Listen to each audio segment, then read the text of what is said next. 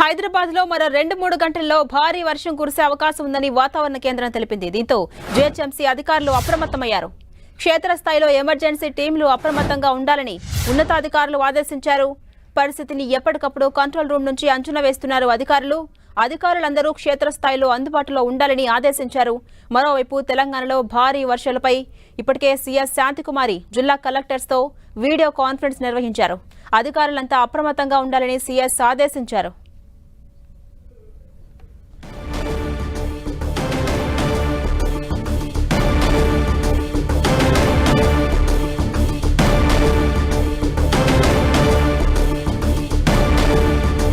మరో 2-3 గంటల్లో హైదరాబాద్లో భారీ వర్షం కురిసే అవకాశం ఉందని వాతావరణ కేంద్రం తెలిపింది. దీంతో జీహెచ్ఎంసీ అధికారులంతా అప్రమత్తమయ్యారు. క్షేత్రస్థాయిలో ఎమర్జెన్సీ టీంలు అప్రమత్తంగా ఉండాలని ఉన్నతాధికారులు ఆదేశించారు. పరిస్థితిని ఎప్పటికప్పుడు కంట్రోల్ రూమ్ నుంచి అధికారులు అంచనా వేస్తున్నారు. అధికారులందరూ క్షేత్రస్థాయిలో అందుబాటులో ఉండాలని ఆదేశించారు. మరోవైపు తెలంగాణలో భారీ వర్షాలపై సీఎస్ శాంతికుమారి జిల్లా కలెక్టర్స్ తో వీడియో కాన్ఫరెన్స్ నిర్వహించారు.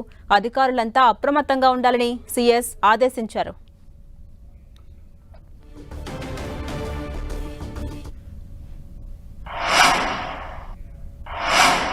ఇదే అంశంపై మరింత సమాచారం మా ప్రతినిధి రాముడు అందిస్తారు. రాముడు, హైదరాబాద్ లో మరో 2-3 గంటల్లో భారీ వర్షం కురిసే అవకాశం ఉందని వాతావరణ కేంద్రం తెలిపింది. అటు జీహెచ్ఎంసీ అధికారులంతా కూడా అప్రమత్తమయ్యారు. ఎమర్జెన్సీ టీమ్స్ అన్ని కూడా రెడీగా ఉన్నాయి. ఇప్పటి వరకు ఉన్న అప్డేట్స్ ఏంటి రాముడు?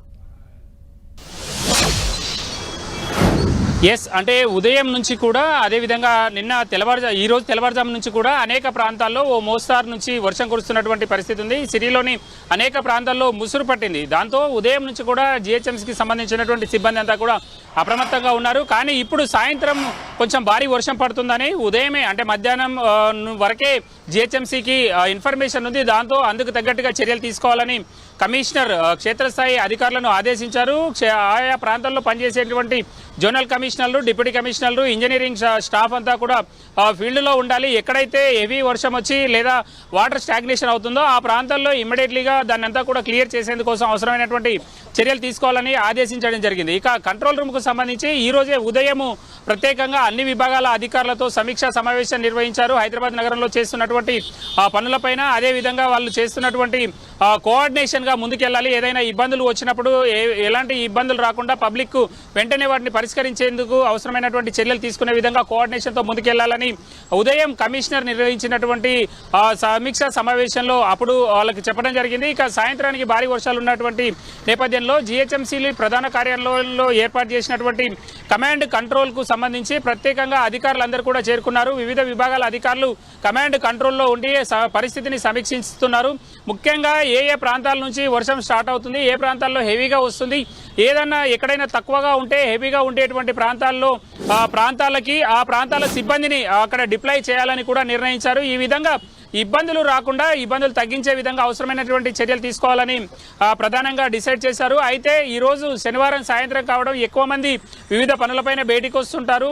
దానివల్ల ఇళ్లకు వెళ్లేటువంటి టైంలో కొంత ఇబ్బంది పడేటువంటి అవకాశం ఉంది. మరికొద్దిసేపట్లో ఉద్యోగులు చాలా మంది కూడా కార్యాలయాల నుంచి ఇంటికి తిరిగి వెళ్లేటువంటి టైం, ఒకవేళ భారీ వర్షం వచ్చి ఎక్కడైనా రోడ్లపైన వాటర్ స్టాగ్నేషన్ ఉంటే ఆ ప్రాంతంలో ఎక్కువ సమయం ఆ వాటర్ను దాటుకుంటూ ముందుకెళ్ళిపోవడానికి ఎక్కువ సమయం పడుతుంది. దాంతో అనేక ప్రాంతాల్లో బాటిల్ నెక్స్ ఏర్పడేటువంటి అవకాశం ఉంది. రోడ్లన్నీ కూడా కేవలం 3-4 లేన్లు ఉండేటువంటి రోడ్లలో కూడా కేవలం 1 లైన్లో మాత్రమే ట్రాఫిక్ వెళ్లేందుకు అవకాశం ఉంటుంది. కాబట్టి వర్షం నుంచి వచ్చేటువంటి ఇబ్బందులను తగ్గించడం కోసం జీహెచ్ఎంసీ అయితే అప్రమత్తమైనటువంటి పరిస్థితి ఉంది. ఇక తెలంగాణ రాష్ట్రంలోని అనేక జిల్లాల్లో కూడా భారీ వర్షాలు కురుస్తున్నటువంటి నేపథ్యంలో ఈ అంశంపైన కూడా ప్రభుత్వం ఫోకస్ చేసింది. సీఎస్ శాంతకుమారి జిల్లా కలెక్టర్లతో, అదేవిధంగా ఎంఏయుడి ప్రిన్సిపల్ సెక్రటరీతో కలిపి టెలికాన్ఫరెన్స్ నిర్వహించడం జరిగింది.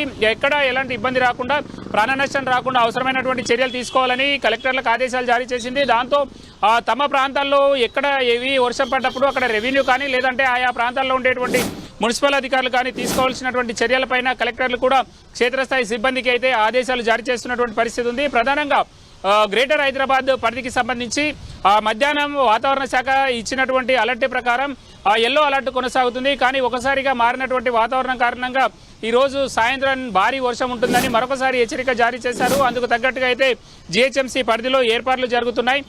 ముఖ్యంగా మనం చూస్తే ఇనండేషన్ అయ్యేటువంటి ప్రాంతాలు, చెరువు, అదేవిధంగా నాల సమీపంలో ఉండేటువంటి ప్రాంతాలతో పాటు కొన్ని ప్రాంతాల్లో రోడ్లపైన సిటీలోని దాదాపు 144 సెంటర్లలో ప్రధానంగా వరద నీటి కష్టాలు వస్తున్నాయి. ఆ కష్టాలకు సంబంధించి కొంచెం ఎక్కువగా వర్షం వస్తే మాత్రం తీవ్రమైనటువంటి ఇబ్బందులు పడేటువంటి అవకాశం ఉంది. అక్కడ ఆ నీరు 2-3 గంటల పాటు నిలిచి ఉండేటువంటి పరిస్థితులు ఉన్నాయి. కాబట్టి అలాంటి ప్రాంతాల్లో ఇటు జిహెచ్ఎంసీకి సంబంధించినటువంటి మాన్సూన్ ఎమర్జెన్సీ టీంలను డిప్లాయ్ చేసి అవసరమైనటువంటి చర్యలు తీసుకోవాలని డిసైడ్ చేశారు. ఇక స్టాటిక్ టీమ్స్ ఉన్నాయి, అంటే ఎక్కడెక్కడైతే ఎక్కువ వర్షం వచ్చి ఇబ్బందులు వస్తాయో ముందుగానే గుర్తించారు. కాబట్టి అక్కడ ప్రత్యేకంగా 1-2 24 గంటల పాటు రొటేషన్ చేసే విధంగా వాళ్ళని అక్కడ సిబ్బందిని డిప్లాయ్ చేయడం జరిగింది. ఆ సిబ్బంది అక్కడనే ఉండాలని డిసైడ్ చేశారు. అయితే వాటిని కింది స్థాయిలో ఉండేటువంటి అధికారులు, ఏఈలు కానీ, అదేవిధంగా డిఈలు కానీ, ఈఈలు కానీ పర్యవేక్షించాలని చెప్పడం జరిగింది. డిహెచ్ఎంసీకి సంబంధించినటువంటి వర్క్ ఇన్స్పెక్టర్లు వీళ్ళందరూ కూడా 24 అవర్స్ ఫీల్డ్లో ఉండే విధంగా అయితే ఆదేశాలు జారీ చేశారు. ఎక్కడైనా ఆ విధమైనటువంటి సమస్య వస్తే అక్కడే ఉండేటువంటి మ్యాన్ హోల్లను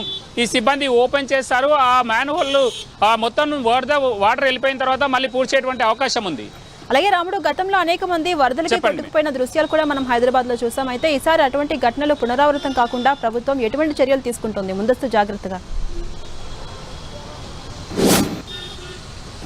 ఎస్, అంటే అనేక ప్రాంతాల్లో హైదరాబాద్ ఎత్తు పల్లాలు ఉంటుంది. కొన్ని ప్రాంతాల్లో పైనుంచి వచ్చేటువంటి వరద కారణంగా బళ్ళు కొట్టుకుపోతుంటాయి, మనుషులు కొట్టుకుపోతున్నటువంటి పరిస్థితి ఉంది. చాలా సామాన్లు షాప్స్లలో, హోటళ్లలో ఉండేటువంటి టేబుల్స్, పెద్ద పెద్ద గిన్నెలు కూడా గతంలో కొట్టుకుపోయినటువంటి పరిస్థితిని మనం చూడొచ్చు. కాబట్టి అలాంటి పరిస్థితి రాకుండా ఉండాలి. దానికోసం సిటిజన్స్ కూడా కొంత సహకరించాలనేది అధికారులు ఎప్పటికప్పుడు చెప్తున్నటువంటి పరిస్థితి ఉంది. ఎక్కడైతే ఎక్కువ వరదలు వచ్చి కొంత ఇబ్బందికర పరిస్థితులు ఉంటాయో అక్కడ జిహెచ్ఎంసీకి సంబంధించినటువంటి డిఆర్ఎఫ్ సిబ్బంది కానీ, మాన్సూన్ ఎమర్జెన్సీ టీమ్స్ కానీ అక్కడ ఉంటున్నాయి. వాళ్ళని కాషన్ చేస్తారు, అక్కడికి రావద్దు అని చెప్తున్నటువంటి పరిస్థితి ఉంది. అదేవిధంగా సిటిజన్స్ కూడా కొన్ని సందర్భాల్లో జాగ్రత్తలు పాటించాల్సినటువంటి అవసరం ఉంది. ఎందుకంటే దాదాపు 1 కోటి మంది జనాభా గ్రేటర్ పరిధిలో ఉన్నారు. ఇప్పుడు ఉండేటువంటి సిబ్బంది చాలా కొద్ది మందే. కాబట్టి వాళ్ళందరినీ రెగ్యులేట్ చేయడం అనేది కొంత ఇబ్బందికరమైనటువంటి పరిస్థితి. కాబట్టి ఆయా ప్రాంతాల్లో ఉండేటువంటి వరద ఉధృతిని పట్టి కూడా క్షేత్రస్థాయిలో ఉండేటువంటి ఆయా ప్రాంతాల్లో ఉండేటువంటి పబ్లిక్ కొన్ని జాగ్రత్తలు తీసుకోవాల్సినటువంటి అవసరం ఎంతైనా ఉందని చెప్పొచ్చు.